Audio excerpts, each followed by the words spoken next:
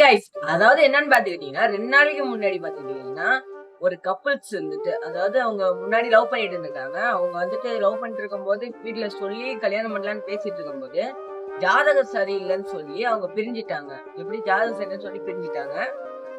அதுக்கப்புறம் பாத்தீங்கன்னா அவங்க வேற ஒரு பையன் கூடயும் வேற ஒரு பொண்ணு கூடயும் அவங்க 2 பேரும் மாத்தி மாத்தி கல்யாணம் பண்ணிக்கிட்டாங்க. கல்யாணம் முடிஞ்சதுக்கு அப்புறமும் ஒரு பெரிய விஷயம் நடந்திருக்கு. அதாவது என்னன்னு பாத்தீங்கன்னா அந்த பையன் லவ் பண்ண பொண்ணு கூட தொடர்புல இருந்திருக்கான். அதே எப்படி அந்த லவ் வந்துட்டு அப்படியே தொடர்ந்து வந்திருக்கு. கல்யாணம் ஆகியும் அதுக்காக அந்த பொண்ணோட ஹஸ்பண்ட் என்ன பண்ணிருக்கான்னு பாத்தீங்கன்னா எதுவுமே பண்ண கிடையாது. அவனோட சொந்தக்காரனை வச்சுக்கிட்டு கதையை முடிச்சுட்டான். இதுதான் கதை. அதாவது என்னன்னு பாத்துக்கிட்டீங்கன்னா கல்யாணம் பண்ணியாச்சு, லவ் பண்ணியாச்சு, முடிஞ்சிச்சு, கல்யாணம் பண்ணியாச்சு, அதுவும் முடிஞ்சிச்சு. இதுக்கப்புறம் நம்ம ஃபேமிலி வந்து அப்படியே இருந்துட்டு நம்ம வாழ்க்கை அப்படியே நல்லா போயிருக்கோம். இவங்க தேவையில்லாம இந்த மாதிரி பண்ணனாலதான் இப்படி அசம்பாவிதம் நடந்திருக்கு. நம்ம சேனல் இது வரைக்கும் சப்ஸ்கிரைப் பண்ணி வீடியோ லைக் பண்ணுங்க.